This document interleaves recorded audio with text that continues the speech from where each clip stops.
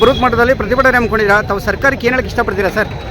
ಸರ್ಕಾರ ಮದ್ದೂರಲ್ಲಿ ಏನು ಗಲಾಟೆ ಆಯಿತು, ಈ ರೀತಿ ಗಲಾಟೆ ಆಗಲಿಕ್ಕೆ ಇನ್ನು ಮುಂದೆ ಹಿಂದೂಗಳ ಯಾವುದೇ ಒಂದು ಉತ್ಸವಕ್ಕೆ ಸರಿಯಾದ ರಕ್ಷಣೆಯನ್ನು ಕೊಡಬೇಕು.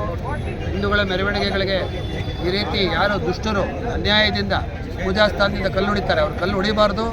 ಮತ್ತು ಚಾಮುಂಡಿ ಬೆಟ್ಟದ ಯಾವುದೋ ಒಂದು ಉತ್ಸವ ಇದೆ, ಆ ಚಾಮುಂಡೇಶ್ವರಿ ಉತ್ಸವ, ಇದನ್ನು ದೇವರನ್ನು ನಮ್ಮದೇ ಇರತಕ್ಕಂಥವ್ರು ಯಾರು ಕನ್ನಡ ಬಾವುಟವನ್ನು ಕೆಂಪು ಹಳದಿ ಇರಬಾರ್ದು ಅಂತ ಹೇಳ್ತಾರೆ, ಯಾರು ಕನ್ನಡ ತಾಯಿ ಭುವನೇಶ್ವರಿ ಅಲ್ಲ ಅಂತ ಹೇಳ್ತಾರೆ, ಅಂತಹ ವ್ಯಕ್ತಿಯ ಕೈಲಿ ಉದ್ಘಾಟನೆ ಮಾಡಿಸಬಾರ್ದು ಅಂತೇಳಿ ನಾವು ಒತ್ತಾಯ ಮಾಡ್ತೇವೆ.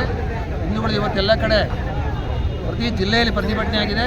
ಸರ್ಕಾರದ ಹಿಂದಿನ ವಿರೋಧಿ ನೀತಿ ಮುಂದುವರೆದರೆ ನಾವು ಪ್ರತಿ ತಾಲೂಕು ಮತ್ತು ಗ್ರಾಮ ಮಟ್ಟದಲ್ಲಿ ಪ್ರತಿಭಟನೆ ಮಾಡ್ತೀವಿ. ಸರ್, ಕನ್ನಡ ಕಾದಂಬರಿನಲ್ಲಿ ಮೇರು ಮಟ್ಟದಲ್ಲಿ ಪ್ರಶಸ್ತಿ ಬಂದಿದೆ, ಅವ್ರ ಹತ್ರ ಒಂದು ಉದ್ಘಾಟನೆ ಮಾಡಿಸಿದ್ರೆ ಏನು ತಪ್ಪಿಲ್ಲ, 100ಕ್ಕೆ 100% ಕರೆಕ್ಟಾಗಿದೆ ಅಂತ ಮುಖ್ಯಮಂತ್ರಿಗಳು ಸಿದ್ದರಾಮಯ್ಯನವರು ಹೇಳ್ತಾ ಇದ್ದಾರೆ. ಅವರು ಪ್ರಶಸ್ತಿ ಬಂದಿರತಕ್ಕಂಥಕ್ಕೆ ನಾವು ಜೈ ಹೇಳ್ತೀವಿ. ನಾನು ಪತ್ರ ಬರೆದಿದ್ದೀನಿ, ವಿಶ್ವ ಹಿಂದೂ ಪರಿಷತ್ತಿನ ಕಾರ್ಯದರ್ಶಿಯಾಗಿ ಅವರಿಗೆ ಶುಭಾಶಯ ಪತ್ರ ಬರೆದಿದ್ದೀನಿ.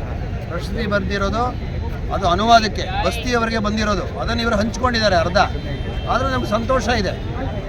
ಆದರೆ ನಾನು ದೇವರನ್ನು ನಂಬಲ್ಲ, ಭುವನೇಶ್ವರಿ ತಾಯಿ ನಂಬಲ್ಲ, ನಾನು ಕನ್ನಡ ಬಾವುಟ ಕೆಂಪು ಹಳದಿ ಇರಬಾರ್ದು, ಅಷ್ಟೇ ಕುಂಕುಮ ಇರಬಾರ್ದು ಅನ್ನೋರು ಯಾವುದೇ ಕಾರಣಕ್ಕೆ ಚಾಮುಂಡಿಗೆ ಅವರು ಹೂವನ್ನು ಹಾಕಿ ದೀಪವನ್ನು ಬೆಳಗಿಸಿ ಅವರು ಉದ್ಘಾಟನೆ ಮಾಡೋದಿಲ್ಲ.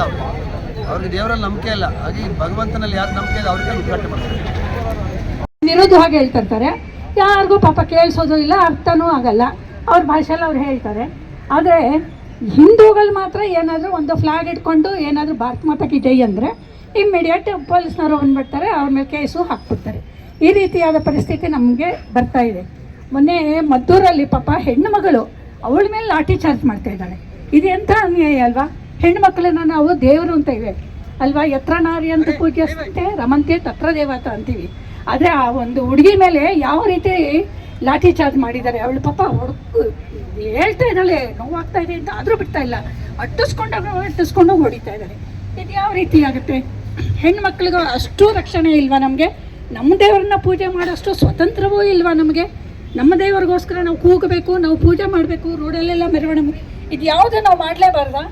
ಮೊಹರಂಗಂದರೆ ಅವರು ಏನು ಎಲ್ಲ ರೀತಿಯ ಬ್ಯಾಂಡು ಭಜಂತ್ರ ಇಟ್ಕೊಂಡು ಎಲ್ಲ ಕಡೆ ಹೋಗಿ ಉರುಸು ಮಾಡಿ ಎಲ್ಲ ಮಾಡಬಹುದು, ಆದರೆ ನಮ್ಮ ಮೆರವಣಿಗೆ ಮಾಡಬಾರ್ದು. ಇದು ಯಾವ ರೀತಿಯ ನ್ಯಾಯ? ಇದನ್ನು ಖಂಡಿತವಾಗ್ಲೂ ನಾವೆಲ್ಲರೂ ಖಂಡಿಸ್ತೀವಿ. ಮತ್ತು ನಾವೆಲ್ಲರೂ ಎಷ್ಟೇ ಇದಾಗಿದ್ರೂ ನಮ್ಮ ಸ್ವಂತವಾಗಿಯೂ ನಾವು ಇದಕ್ಕೋಸ್ಕರ ನಾವು ಮಾಡಬೇಕು. ನಮ್ಮ ಮನೆಗಳಲ್ಲಿ ಇದ್ರ ಬಗ್ಗೆ ಜಾಗೃತಿ ಮಾಡಬೇಕು. ನೋಡಿ ಹಿಂದೂಗಳಿಗೆ ಯಾವ ರೀತಿ ನಡೀತಾ ಇದೆ ಅನ್ನೋದನ್ನು ಅವ್ರಿಗೆ ಮಾತಾಡುವಂಥ ಸಾಕಷ್ಟು ಮಹನೀಯರಿದ್ದಾರೆ. ಯಾಕೆಂದರೆ ನಾವು ಒಬ್ಬನೇ ಮಾತಾಡಿದ್ರೆ ಪ್ರಯೋಜನ ಆಗಿಲ್ಲ, ಯಾಕೆಂದರೆ ಅಜೀರ್ಣ ಆಗಿಬಿಡುತ್ತೆ. ಯಾವುದೇ ಆಗಿರಲಿ, ಅದಕ್ಕೆ ಫಂಕ್ಷನ್ಗಳಲ್ಲಿ ನಿಮಗೆಲ್ಲ ಪಲ್ಯ ಕೋಸಂಬರಿ ಸ್ವಲ್ಪನೇ ಇಟ್ಟಿರ್ತಾರೆ. ಅದು ಯಾರೇ ನಾವು ಮಾತಾಡಬೇಕು ಸ್ವಲ್ಪನೇ ಇಟ್ಟಿರಬೇಕು.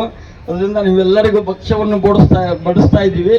ಇವತ್ತು ಸನಾತನ ಧರ್ಮದ ಭಕ್ಷ್ಯ ರಾಜಭೋಜನ ಹೇಳಿ, ಬ್ರಾಹ್ಮಣ ಭೋಜನ ಅಂದ್ಕೊಳ್ಳಿ, ಹಾಗೆ ಖಂಡಿತ ನಿಮ್ಮೆಲ್ಲರಿಗೂ ಸನಾತನ ಧರ್ಮದ ಭೋಜನವನ್ನು ಇವತ್ತು ಬಡಿಸ್ತಾ ಇದ್ದೀವಿ. ಹರಿಹಿ ಓಂ ತತ್ಸತ್ ಶುಭಮಸ್ತು. ಈಗ ನಮ್ಮೊಂದಿಗೆ ವಿಶ್ವ ಹಿಂದೂ ಪರಿಷತ್ತಿನ ಉಪಾಧ್ಯಕ್ಷರ